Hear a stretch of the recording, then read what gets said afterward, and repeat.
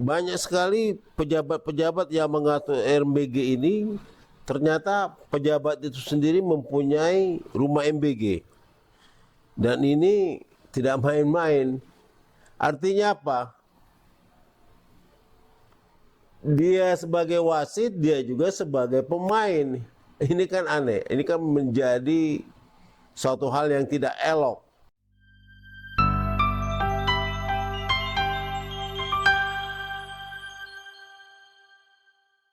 Bismillahirrahmanirrahim. Assalamualaikum warahmatullahi wabarakatuh. Salam sejahtera buat kita semua. Jumpa lagi di Herman Kadil Channel. Kali ini saya akan mencoba membahas kasus korupsi MBG, di mana kasus korupsi ini telah menetapkan 3 orang tersangka, ya, telah menetapkan 3 orang tersangka. Yang pertama, ketuanya yaitu Dadan Hindayana, ini bosnya MBG. Yang kedua, Sony Sonjaya, wakilnya. Yang ketiga, Lodewijk Pusung. Nah, yang satu lagi wakilnya, yaitu 3 orang ini, ya. 3 orang ini dulu yang sudah tersangka, 3 orang ini. Nah, kasus MBG ini sebenarnya diawali dengan adanya 20.000 anak keracunan. Nih, artinya apa? Ini adalah suatu peristiwa besar bahwa rumah makan bergizi ini yang diberikan kepada anak-anak, ada 20.000 anak yang mengalami keracunan. Bahkan di Jawa Barat aja ada kurang lebih 1.500 anak yang kena keracunan. Nah, di sini kelihatan bahwa dengan peristiwa keracunan ini, MBG ini menjadi sorotan dari masyarakat. MBG ini menjadi perhatian banyak oleh masyarakat. Nah, di sini akhirnya apa? Akhirnya banyak sekali lembaga-lembaga LSM, ya, swadaya masyarakat, pengamat menilai semua MBG ini. Ada yang menilai macam-macam, tidak beres, konflik kepentingan. Ini yang jadi masalah. Konflik kepentingannya di mana? Di sini banyak sekali pejabat-pejabat yang mengatur MBG ini, ternyata pejabat itu sendiri mempunyai rumah MBG. Dan ini tidak main-main. Artinya apa? Dia sebagai wasit, dia juga sebagai pemain. Ini kan aneh. Ini kan menjadi suatu hal yang tidak elok. Seorang wasit ikut sebagai pemain. Nah, ini menjadi masalah. Apalagi isu yang beredar di masyarakat, hampir rata-rata anggota DPR RI mempunyai rumah MBG. Ya. Hampir rata-rata melibatkan TNI Polri, rumah MBG ini. Nah, ini yang nggak main-main. Isu-isu ini memang menurut saya sudah tidak enak didengar. Artinya isu negatif ini benar-benar menjadi masalah di dalam masyarakat. Nah, yang tidak enak lagi, anggaran MBG ini yang sudah dikeluarkan ini kurang lebih 171 triliun, dan ini menjadi ajang rebutan ajang rebutan dapur MBG. Dan ini banyak sekali proyek-proyek anggaran di 171 triliun ini dibuat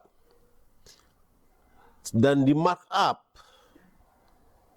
Nah, ini yang jadi masalah akhirnya. Maka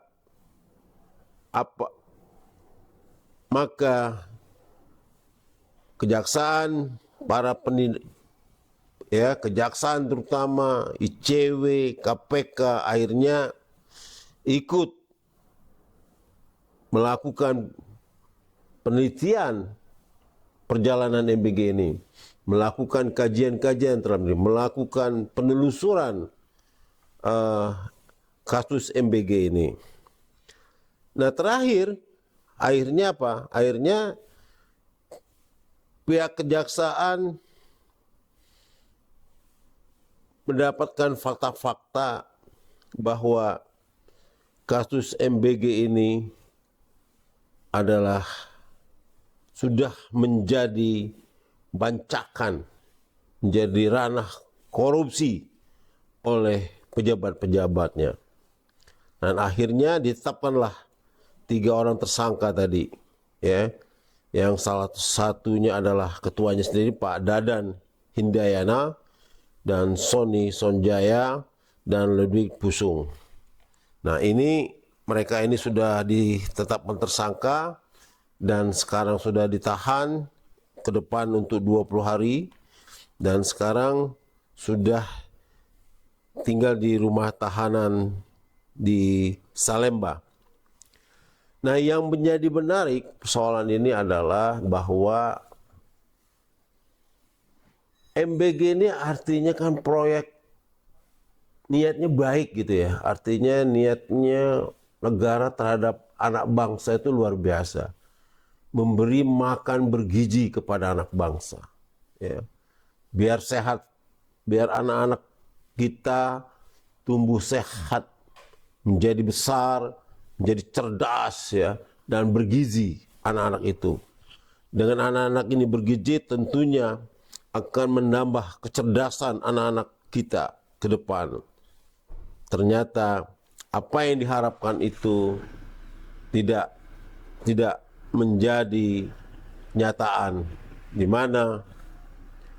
mana ternyata proyek yang sudah digelontorkan sebanyak 171 triliun ini menjadi bancakan para koruptor. Ada hal yang menarik dari persoalan ini adalah di mana Sony Sonjaya dia siap menjadi justice collaborator. Artinya dia siap untuk membongkar siapa-siapa saja yang terlibat dalam skandal MBG ini. Nah, Elsa Sharif, pengacaranya Sony Sonjaya, sudah bicara di pers, di media massa, baik itu setelah dipublish di koran Kompas ya, dan di koran-koran lainnya, di media lainnya. Dia katakan ada 25 nama besar yang akan kami bongkar, akan kami siap paparkan kepada masyarakat. Mereka adalah orang-orang yang terlibat dalam skandal korupsi ini. Nah, itu mari kita tunggu. Pada pemirsa YouTube Herman Kancana, kita tunggu siapa orang-orang ini yang akan dibongkar oleh Sony Sonjaya ini melalui kuasa hukumnya Elsa Sharif. Nah, kalau ini benar-benar bisa dibongkar dan terjadi peristiwa ini, maka kasus MBG ini adalah kasus besar yang kedua setelah kasus ijazah Jokowi. Ini rame lagi di negeri ini. Kenapa? Karena ini banyak melibatkan para petinggi-petinggi negeri ini. Oleh sebab itu, saya mohon pada para pemirsa YouTube Herman Kancana untuk mengomentari bahwa ini, apakah perlu kita usut tuntas 25 petinggi negara yang terlibat ini, yang apa yang dikata-katakan, yang digembar-gemborkan saudara Elsa Sharif ini. Saya tunggu komen saudara-saudara di dalam channel ini. Kenapa? Makin banyak, saya sangat yakin ucapan-ucapan Sony tidak sekedar ucapan, dan ini pasti ada faktanya dan ada buktinya. Kenapa? Dia adalah pelaku langsung. Dia adalah orang yang terlibat langsung. Dia adalah orang yang mengatur, dia adalah sebagai wasit di dalam persoalan ini. Pasti dia tahu siapa pelaku-pelaku yang terlibat di dalam korupsi dana MBG ini. Nah, sayang sekali kasus MBG ini akhirnya berjalan tersendat-sendat akibat ada skandal mega korupsi besar di dalam proyek ini. Kasihan, niatnya baik, negara niat baik untuk memberi makan bergizi kepada anak-anak bangsa supaya menjadi sehat, supaya menjadi cerdas, tapi uangnya dikorupsi, kebijakannya di-KKN-kan dan diperjualbelikan dengan harga-harga yang sangat tinggi dan murah. Dan inilah yang membuat mereka terlena, tergoda. Artinya apa? Di republik ini jangan coba-coba ada proyek yang besar-besar. Pasti menjadi bancakan, menjadi rebutan. Saat ini kita sulit sekali mencari orang-orang yang jujur dan mau bertanggung jawab. Sayang sekali. Ini proyek mulia. Ini proyek yang sangat mulia di mata Allah Subhanahu wa taala, memberi makan bergizi kepada anak-anak didik bangsa, ya. Dan ini juga dilakukan di negara besar. Di Amerika ada program makan bergizi. Di Cina apalagi dilakukan. Hampir semua negara-negara besar memberi makan bergizi kepada anak-anak bangsa, anak-anak didik. Tapi di negara luar tidak dikorupsi. Kebijakannya tidak korupsi, tidak disalahgunakan uangnya. Benar-benar bisa memberi makan bergizi kepada anak bangsa. Di Indonesia belum apa-apa. Sudah 20.000 yang mengalami keracunan. Bayangkan, 20.000 anak bangsa mengalami keracunan di seluruh Indonesia ini. Dan 1.500 adalah di Jawa Barat yang terkena makan bergizi, yang kena keracunan ini. Nah, inilah sekarang yang menjadi menarik ini, kasus korupsi ini sekarang menjadi besar dan menjadi berita yang cukup menarik di masyarakat. Semoga orang-orang yang terlibat ini bisa dibongkar oleh saudara Sony Sonjaya ini. Saya berharap gak usah takut-takut pada Pak Sony yang telah siap pasang badan, siap jadi JT saudara Sony ini, di mana dia telah bicara kepada melalui kuasa hukumnya untuk akan membongkar siapa orang-orang yang terlibat di dalam kasus korupsi ini.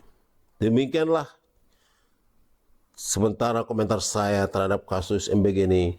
Nanti akan berseri, saya akan jelaskan lagi sejauh mana perkembangan perkara ini, akan saya jelaskan di dalam YouTube saya ini. Terima kasih. Wassalamualaikum warahmatullahi wabarakatuh.